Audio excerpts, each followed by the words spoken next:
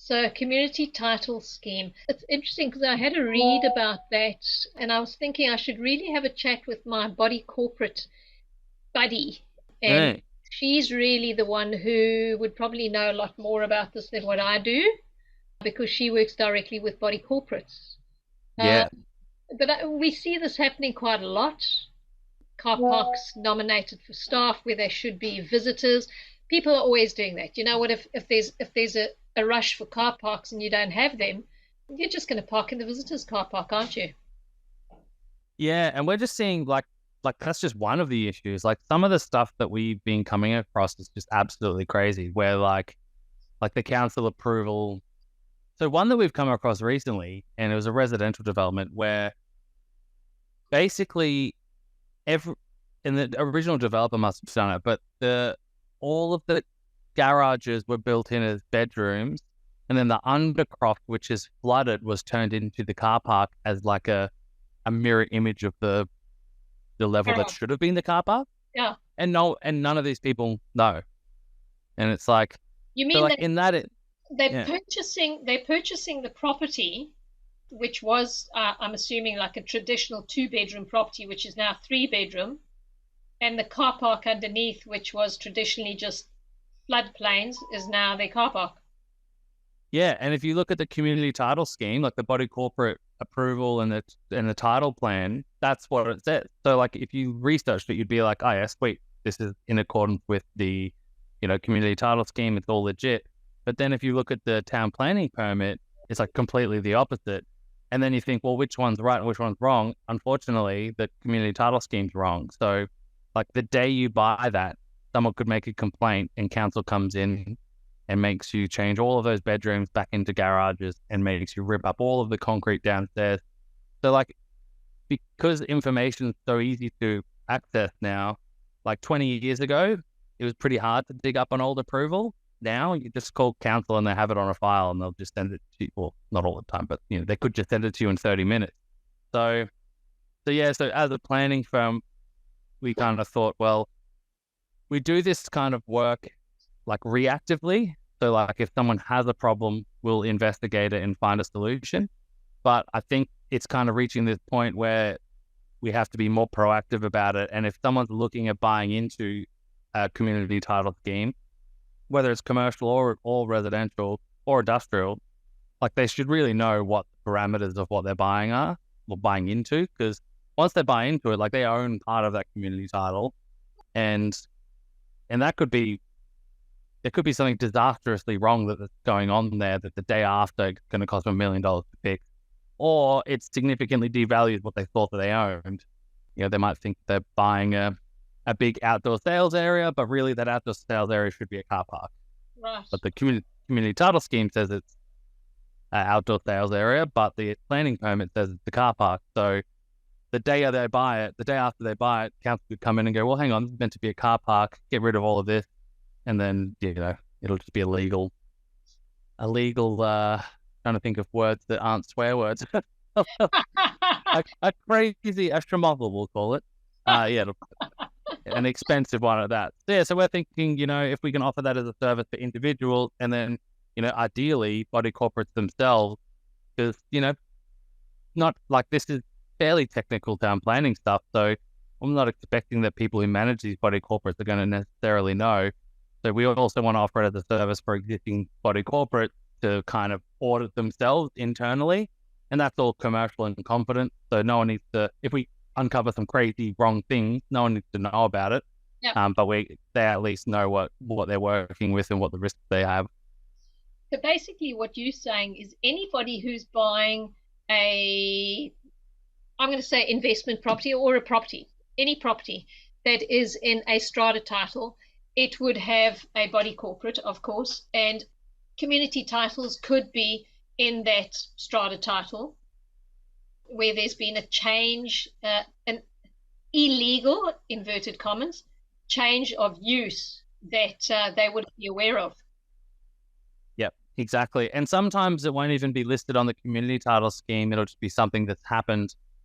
And sometimes it's really obvious. Like you'll go just have a quick look, go to visit the site, and you look at it and go, well, hang on, that's meant to be a carport and now it's a garage.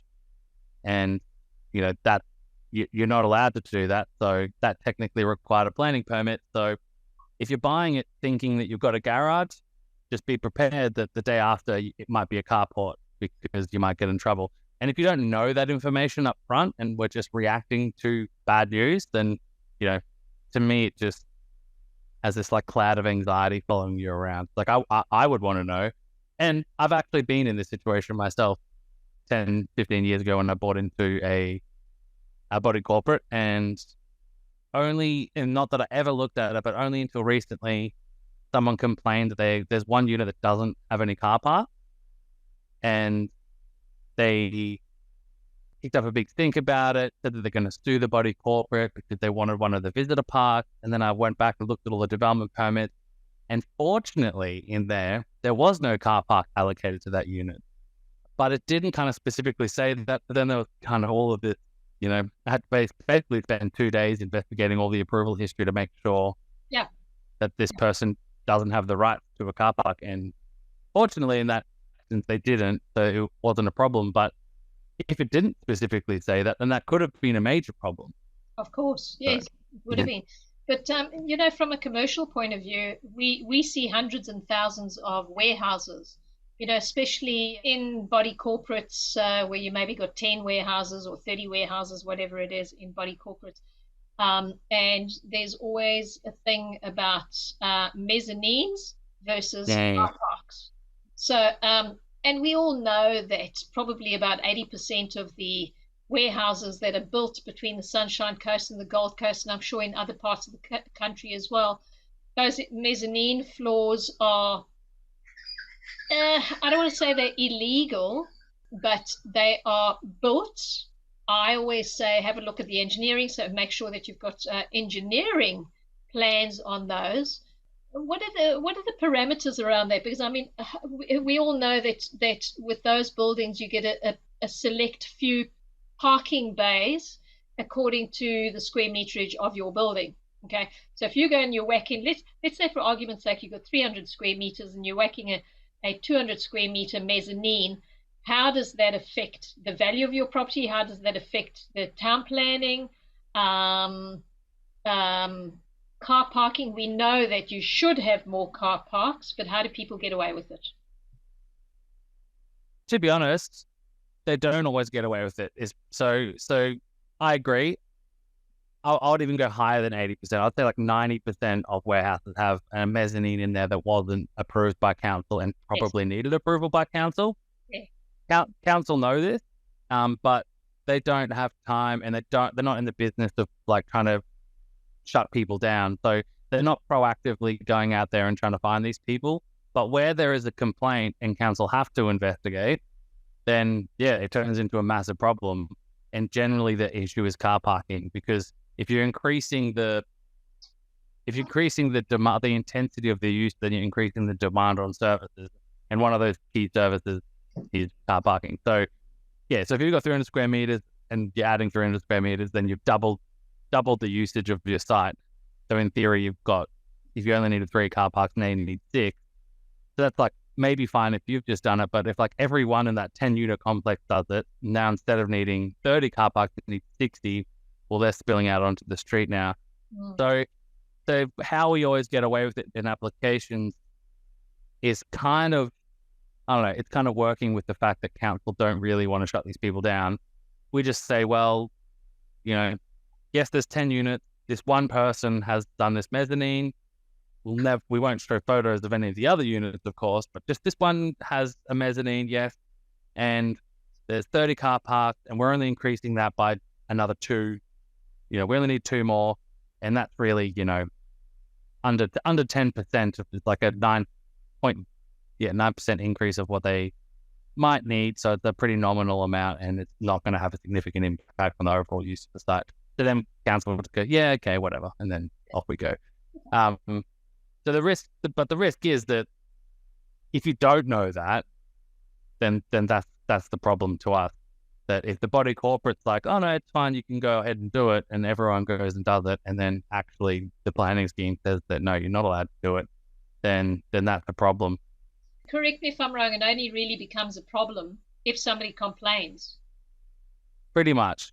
Yeah. And it needs to be a formal complaint. So like if you call council and go, hey, I'm about to buy this place and there's a mezzanine in there, I want to make sure it's approved. And if they go, oh no, it's not, you do need approval, then you can go, oh, okay, well, I'll call you back. Like they're not going to investigate you. Like you pretty much have to call and say, I want to make a formal complaint, something that I believe is making a development offense. And then once you do that formal process, that's when it goes into the council system and they have a duty of care to investigate.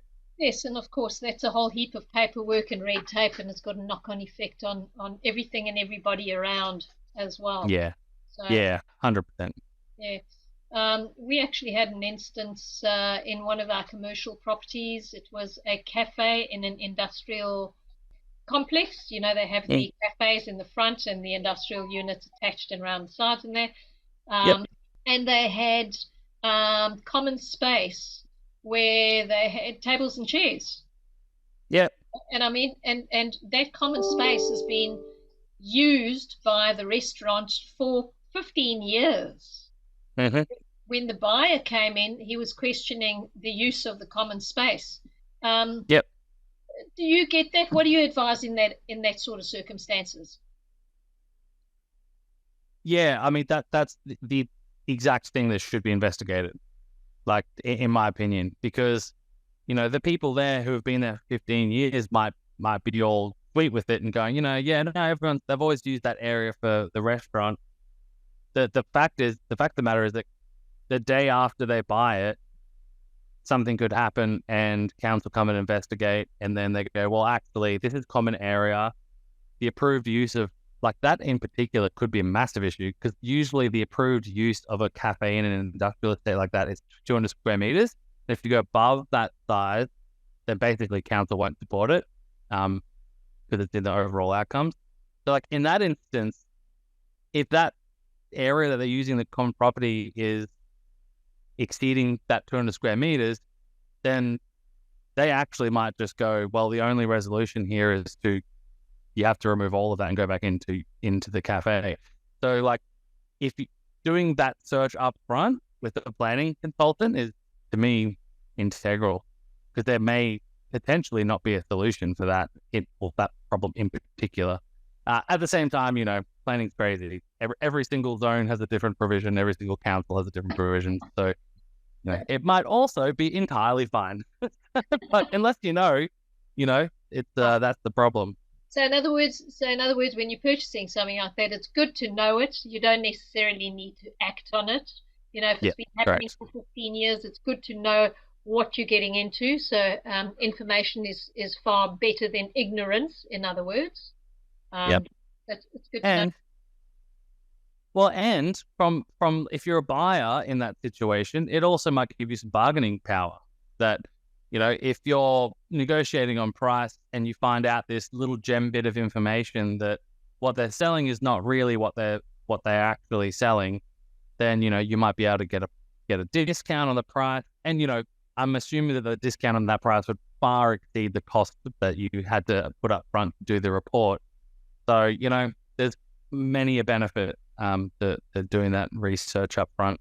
Oh, Alex, I like the way you think. We can get the price down, that's all we want. Use it, absolutely. Use it as much as you possibly can. Yeah. There is, of course, the risk that as a buyer you need to be aware of, and it's probably something that you'd need to speak to insurance about as well, which would be the health and safety aspect of having, even if it's tables and chairs, just in an area that isn't specifically on plan, on title, worth just looking into always. Yeah, well, that raises another schmozzle, as we'll call it, because if that's the instance, if someone hurt themselves falling off a chair, like in that particular scenario, then they could probably sue the body corporate, because they probably weren't meant to be operating a cafe in that area. And then the body corporate would then sue the landowner. So it would be this there's just snowball effect, which really could be avoided just by knowing some information up front, which is what a planner can help you with. So that's something that we were doing. And that's it's food for thought, because if you do have that information from a planner, when you do the insurance, you could make sure that you are insured for those areas effectively. Yep. If there's transparency, in other words. Yeah, and this is all, we need to say this is like doomsday stuff. Like, this is like worst case scenario. This does not happen every day, and it's not a regular occurrence. But with, like I said earlier, like with the amount of information that's just readily available to council and to other people now, it's not like the good old days where it's like, it doesn't matter, I've been doing this for 20 years. It's like, and no one's going to research it because it's just so difficult. Like, you have to go down to the archives, dig through a big pile of rubbish, and then get to the information. It's not like that anymore. It's just press a couple of buttons, like the ATO. Press a couple of buttons and know exactly what your tax should be. And if it's not that, then you're in trouble. Press a couple of buttons and you know where everybody's been for breakfast. Yeah, exactly. exactly. Everything is so traceable. If you've got a mobile phone or a telephone number, that's it, man. You're on the network. You're on the grid. You're on the grid, big time. You said some interesting information through about landscaping being turned into smoking areas. Now, are you talking about landscaping as in green space that they've thrown concrete down and just shoved some tables and chairs there, or built a structure? What have you seen? All of the above. We see that a lot, because I think there's a bit of a, I don't fully know, but I'm guessing that there was some introduction of, actually, no, I do know. There was the smoking laws that came in 15, 20 years ago, and not a lot of places needed to have recreation areas that accounted for smokers being X distance away from doors and whatever. So what happened is a lot of these like smoking areas got created in gazebos or concreted areas, which either took out car parking or most likely took out a whole bunch of approved landscaping. So the risk there is that if council audited that, or if someone complained because some smoke was popping into their window, and they go, well, hang on, I'll come and go, well, the approval says that you have 5% of landscaping on the site, and you've taken 1% of that away because of the smoking area. You're now operating inconsistently with your approved plans, and potentially here's a fine, but most likely here's a notice to fix it up, and then you have to retrospectively seek approval for it. And then depending on where it is, you might not be able to get approval for it, and you have to knock it down and put it somewhere else. But yeah, I've encountered that many a time, where I'm just like, most of the time I see it on an aerial image. I'm like, what is that structure there? Go to Google Street View, and I see people sitting mostly on milk crates, smoking cigarettes. And I'm like, okay, yep, I know what's happened here. And then I look at the approved plans. I'm like, I'm just going to ignore that. And if council want to pick on it, then, we'll deal with it then. But yeah, very, very common. And Alex, I wanted to ask you a question. How difficult and how long does it take, and what's the procedure and the process if it is a space that you do need and you would like to take it to council? What are the chances of actually getting council to approve, something like that, a green space to a smoking area or whatever it is? Yeah, I mean, to be honest, council aren't in the business, and I said this before, they're not in the business of like trying to shut people down and make business hard to do in their council region. So like 90% of the time, it's not a problem in getting it approved. The 10% is the 10% that, is absolutely heartbreaking and destroys people. But, 90% of the time, council's probably going to approve it. And the cost and the process varies greatly depending on what it is. But most of the time, it would be a change to the existing approval. And then that change, the time frame's probably 3 to 4 months. And I would guesstimate the total cost to be around probably $5,000. $5,000. So, okay. And probably, as you say, dependable on the size and the severity of it.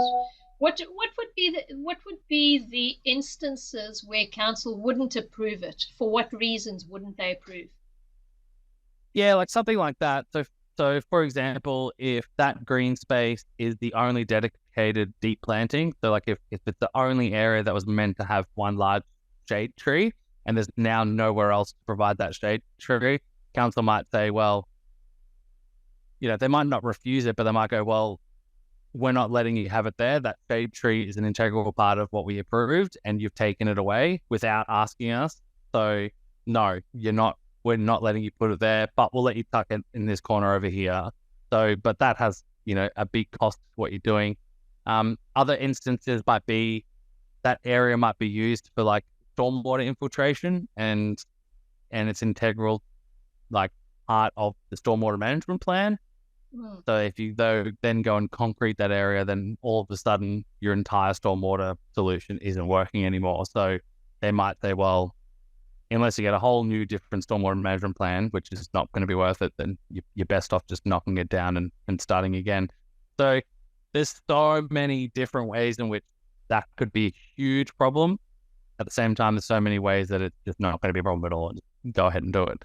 So yeah, but there's this like extending on existing structures, like that shop, like the cafe, for an example, like that could be a complete deal breaker. Like in certain zones in Brisbane, if they've got 200 square meters of like gross floor area inside, and then they've extended that gross floor area by occupying the communal space or the community title space, then if you got in trouble and you wanted to apply for it, there's areas in Brisbane that council would just go, there's no mechanism within our planning scheme that would actually allow us to support that, because it's just hard written into the planning scheme. So that they would just go, well, we would say there's no point even lodging this because council won't support it.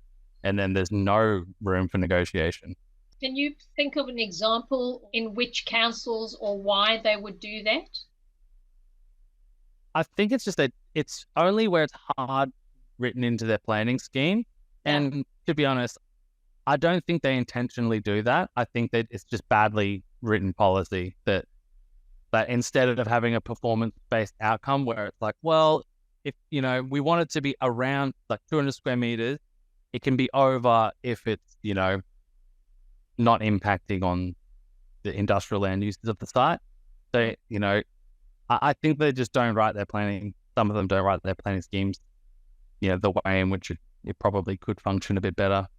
Okay, so within reason, I mean, if it's not taking away from another industry or from transport or from the use of the land itself, then generally they'd pass it. They'd say yes, it can go through. But if it is taking away, as you said, stormwater or sewerage, I'm sure is another one where those sort of things. I've seen some classic cases where people have just covered up sewerage junctions. Yeah, had problems, and that means that half the building's got to be ripped down to access council junctions. Yep. And that stuff. So within reason, in other words. Yeah. I've seen the same things, and you can know all of this up front before you buy, or even if you already own one. These are issues that can be fairly identifiable up front. At a pretty small cost. So yeah, that's what we're pushing at the moment, trying to make sure that being proactive about these issues, but versus being reactive and just putting out fires. So that's what we're trying to help people with. So rule of thumb is when you're purchasing a property, make sure that one of the due diligence boxes to be ticked is to speak to town planning.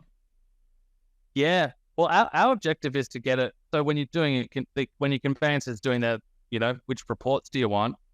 There'll be one in there to get the community title scheme. There's always a box, and then there'll usually be one to do a planning certificate. But no one's marrying these two things together. So it's like, yep, got that. That looks fine. Yep, got the planning stuff. That looks fine. It's like, well, hang on. Are these two? Has someone been there and looked at it? And are these two things lining up with each other? Because if they're not, that's a major problem. Just ticking the box isn't really kind of doing it justice anymore. So our objective is to kind of get a new box in that list, which is, get a community title scheme, get a planning development certificate from council, and then have a planner actually formally review those two documents and see what kind of risk there is. And whether there's any existing development offences. So that's what we're trying to achieve over this year. No, and I'm biting my tongue here. I'm wanting to ask from your perspective, what should a prospective buyer budget for to go through that process roughly? I mean, let's just say we take your property around about $1 million or $2 million. How do you value that? Yeah, so we kind of value it on time spent, and then depending on how big that unit or like the complex is or the community title scheme is, changes how much we would charge. So, and if it's commercial, industrial, or residential, because residential has 1,000 times more moving parts than commercial does. So it kind of starts at about $1,200, but goes all the way up to about $3,500, depending on what it is. Yeah, and this is us going to site or sending someone to site, where possible. Obviously, if it's in deep Western Queensland, then we're probably not going to go there. Getting all the history files, reviewing all available aerial imagery, which goes all the way back to 1935. Looking at the title records, looking at the community title scheme, the registered plan. So this is like a full top to bottom review of what someone should really be doing. Possibly, maybe the conveyancers should be doing a little bit of this, but their job is dealing with the process and the legal aspects of buying something. Our job is to look at the planning and development issues attached to it. So they're not going to look at it in detail. I mean, you guys are specialists in what you do, so no, I would I doubt whether they would go into to the extent they wouldn't have the knowledge to go into to the extent that you just mentioned. And I don't think that they shouldn't be expected to either. No, so, no, yeah, they can give you the overview of it, but it's not going to give you the nuts and bolts that you're going to drill down into. While we're sitting here and talking, there's some properties that are flashing through my mind that I'm thinking, oh hell. Uh-oh. Yes, we most definitely going to be sending those through to you.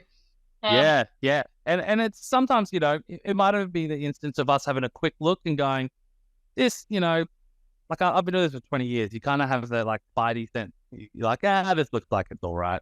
But then sometimes you look at that and you go, that's weird. Like I've never seen a development that has that thing, this certain aspect to it. That's probably a bit dodgy, and we should probably look into it a bit more. Or if something's been recently built and you look at all the approval history, you're like, well, there's been no amendments to the approvals, so what's going on here? So happy to have a review. Okay, well, there we go, guys. When buying a property, most definitely utilize that skill, get informed, get information, and reach out to Alex. He's a world of information. Interesting conversation. I mean, we've just scratched on the surface today. Is there anything else that we should be advising our buyers to look out for, Alex, from a town planning point of view? I mean, the existing approval is definitely something to consider, and just making sure that marries up with the community title scheme. Probably the other thing that I always advise people to do is just make sure that what you're intending on operating there is you're able to do. The biggest one we find these commercial businesses in residential zones. So they might have been approved 20, 30 years ago for an office, for example. They're usually an office or a shop. And then since then, council's gone, well, this probably should be residential, so we'll change the zoning to residential. And then you might go, well, the block of shops, I'm going to buy unit 3, and there's a shop in there right now. I'm going to buy it and move a hairdressing salon in there. But because it's now in a residential zone and the original permit only allowed for an office or a shop, a hairdressing salon actually triggers an impact assessable application and is a huge nightmare to get it approved. Well, maybe not a huge nightmare, but definitely a massive cost. Like you're talking probably 6 to 12 months realistically once you go through the process of time. And then I would estimate that to be like a $15,000 to $25,000 development application. What? Wow. So that's probably the big one that we see very often, that people buy into these existing developments, assuming that they can do a particular land use without considering planning at all. And again, this is doomsday stuff. 99% of the time, people would just go in and change it to a salon, and no one's the wiser. No one's ever done the research. No one cares. But in that 1% chance that someone goes, the hairdressing salon across the road who had to go get all their approvals in place, like, well, how are they setting up without getting approval? I'm going to dob them in, and then it turns into this massive added cost. So, yeah. And that sort of stuff, by the sounds of things, would be more regional, or do you still see that pretty much around and about? I think it's more common. Yeah, it's more common in metro areas. Oh, really? Definitely. Yeah, for sure. Like if you go on, I'll use Brisbane as the example. Like if you go on to Brisbane mapping and just turn on the aerial imagery and the zone map, like you'll find heaps of sets of shops that are in residential zones, like heaps of them. So if you're buying something in there, like it's one of those things. A town planner is a bad enemy to make, because all you'd need to do in those areas is just go, well, all of these are zoned as residential, and there's like 40 different land uses happening here. There's like an office, a shop, a booze place, a healthcare service, a vet clinic. Like you could just download the original permit and go, well, it was only ever approved as a block of shops. So now 9 of these places need approval, and then, get yourself a lot of work. But, In other words, Alex, what you're saying is, hey guys, don't argue with Alex. Exactly. Do not make, I'm your friend at all times. Make friends with Alex. Make sure you keep him on the right side. Yeah. Like I'll go on PriceFinder or RP Data. I'll find all of your properties. I'll audit all of them, and I'll dump all of them into council. No, I would never. No, thank you. You don't want that. That's really interesting, because we do see a lot of those properties that we take for granted, that because they're running existing businesses, have been running those businesses for the last 5-10 years or whatever. And like street strip shops, a strip of generally they are zoned neighborhood shopping center or something like that. Yeah. I'm assuming that you wouldn't find that sort of transference in like a neighborhood shopping center, or do you?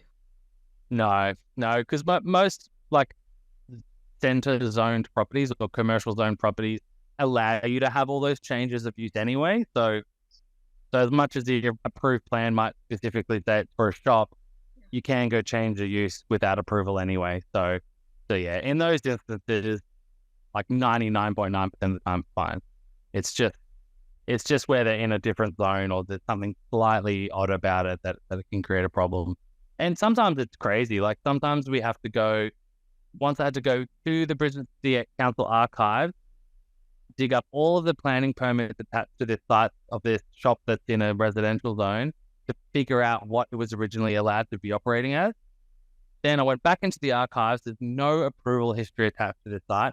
Clearly built as a shop. So then council was arguing that, well, you can't demonstrate that the use right now is lawful. So then we had to go back to the aerial imagery and we tracked it back to 1955, and then went to the archives, found a planning scheme mapping at the time, which zoned that part of that parcel of land and a couple around it as some commercial zone in 1955. Then we got the planning scheme from 1955 and screenshot all of the land uses that didn't need approval at that time. And we just argued with council and said, well, they established this commercial use in 1955 when all of these land uses you're allowed to do without approval, and they've carried on that commercial building since that time. So therefore, all of these uses are okay to operate here, and council agreed. But it's like, to get there was just crazy.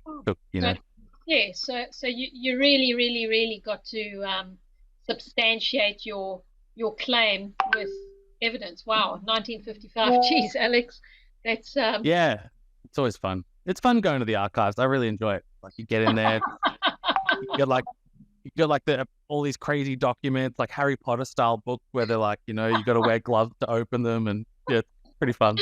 I don't know too many guys that would enjoy that, so I'm very pleased you're around, that you do Yeah. that. Yeah, that's why I'm here. So what are the red flags to look out for? Because I mean, we often see these properties where it's a commercial property that's attached to a house. So the minute you Mhm. see that I'm assuming that would be a red flag. Yeah, definitely something worth looking into a bit more to make sure that, you know, it wasn't originally just a tiny little caretakers, 1 bedroom little caretakers, and someone slowly expanded it out into something more, or vice versa. So that's definitely a red flag. Another one is if there's like a bizarre mix of car parking, I think is something that would be worth looking into. Like if there's 10 units in a complex and there's, I don't know, 100 cars, and 70 of the cars are allocated to one unit, then there's probably something a bit weird going on there. That is worth investigating, because the planning approval would likely say each unit gets 10 car parks. And then if someone who's created a title scheme or bought out and bought a bunch of car parks, and that conflicts with what the conditions of the approval say, then that could be a massive problem for them and for you. So, and just any building work, like, and if you go somewhere and there's a block of like warehouses or units or commercial shops, and the one that you're buying looks a bit different to everyone else's, then something's probably happened at some point in time, and it's definitely worth investigating to make sure they've got the right permits in place. And that's definitely worth looking into for other people too. Like if the unit next door is like, it looks like they've done a big extension off the front, and it's not even yours, probably worth looking into, because that might be going into the body corporate area, which you're buying into, and you're going to be an owner of that body corporate. That becomes your liability too. As much as it's not as big of a problem for you, it's still a risk that you're taking on. Yeah, but it is a risk, because I mean, if you if they have built something, let's say 30, 50 square meters of whatever off the front of the building without plans and approval, and they have a fire, or they have an incident, or they have something that's going on there, that's Mm-hmm. going to have an impact on your body corporate fees. It's going to have an impact on your sinking fund, on your admin fees. It's going to have an impact on insurance. Um, Oh yeah, so always worth having a look into that. Yep, that's often stuff I think definitely. that that as buyers we look at it and we say, oh yeah, that's theirs, and we don't take into consideration because we're busy focusing on this unit. You know, Yep. so Yep. 100%. really good to know. Okay, what would your biggest takeaway be for do's and don'ts? I think the big do and the big takeaway from this conversation and from what we're learning as planning consultants, as people get more access to information, is just know exactly what the situation is. Like if you don't have the information, you're just kind of blindly walking around hoping not to, walk into a loaded gun. So, if you spend the money up front, like if you're making most of the time these are going to be hundreds of thousands of dollars worth of investment.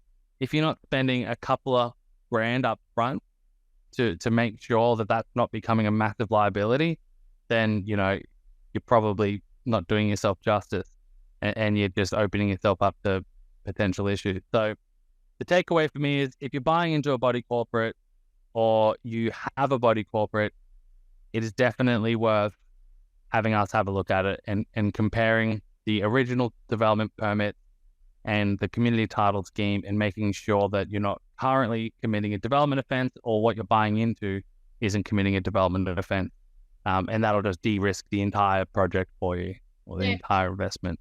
Alex, I'm going to take a little bit of a segue here, because you're talking about body corporates, but when you're buying an individual freestanding building, same applies. Yeah, 100%. It would be a slightly different review, but same applies. Like if you're buying a freestanding, commercial premises, even a residential one to an extent, and yeah, things that are in there may not actually have approval. So if they're trying to sell you a 300 square meter showroom, and they've done 100 square meters of that illegally, then really you're buying a 200 square meter one and you need to factor that into your negotiations and price and your insurances and, everything that you're doing. So yeah, definitely worth looking into it in any case. Yeah. So I think the key thing is when looking at a property, any renovations, extensions, additions that have been made on that property, check them out. Yep. Do your due diligence and get a guy like Alex to have a look at it for you. I know that I was talking in a group just recently on Tuesday about, and I'm just totally just off the top of my mind, I believe there is some legislation being introduced or has been introduced in Queensland anyway, that says that you legally have to nominate building work that has occurred that may or may not have had approval now when you sell something. So the seller has to go, well, I did this dodgy deck extension, and if they don't declare it, then there's some level of recourse. I haven't looked into that a lot, but that alone is going to start bringing a lot of these issues to light. So if you're an owner and you don't know about these things, then potentially you're going to have a liability issue when you go to sell later on. But I haven't looked into that a lot. Have you come across that yet? Yes, we've in fact one of our legal beagles was talking about it recently, and in fact he's going to be doing a talk on how to deal with those situations and issues. Yep. And yeah, what to do, what you can do. And as you say, I mean, it's a bit of a negotiating tool. So if you find something like that, and people are not disclosing information, well, pretty much that's what we do as buyers agents. I mean, I'm always saying we're out there looking for red flags. We are just looking for red flags and identifying issues and problems and for two reasons. Number one, because we want to make sure that the client is purchasing a property that is good, solid, and at the right market value. And they're not purchasing a property with flaws and faults in it. And also, if they are, and if they do decide to go ahead with a property that has many flaws and faults, that at least the seller is giving them a massive discount, or the body corporate sorting it out if it is in a body corporate. Yep. Awesome. Taking it on the chin. And my advice, I always say, make sure that all of that stuff that you're picking up that needs to be corrected is corrected before you go unconditional. Not settlement. Never get to settlement and have these issues hanging over. At unconditional, you're on the hook. So you make sure you keep them on the hook until unconditional. Yeah, otherwise I just imagine trying to have to fix those things on the settlement day. It's not going to happen. Believe me, we've seen them. And often the seller solicitor will try and push it through. And this is the reason why we work incredibly, very, very closely with our team, with our finance team and legal team, is because we want to make sure that at unconditional, all of that has been ticked off, that we've ticked on. And so often, I mean, the selling agent's going to be saying, yeah, we got to go unconditional, push it, we're going unconditional. Yeah. We'll stand up and say, hang on, wait a minute, but you haven't fixed the roller shutter door, and the gaps haven't been completed, and the roof leaks, or whatever it is, whatever the issues are. And that, you put the onus back on them, you get the extension on the going unconditional, that's their problem. Yeah. So, and that's why, imagine trying to do that without you. It'd be a nightmare. You need certain kind of personality needs to, not everyone can have those tough discussions and draw a line in the sand. So, yeah, well, I get it. Most people don't know this. Most people would take that to settlement, and I'm going, no. We do that in unconditional. You don't even want to go near settlement. That's got to be done and dusted. We want that commitment from the seller that they're going to put their money where their mouth is before we even get close to settlement. Don't even think. Yeah, perfect. I like it.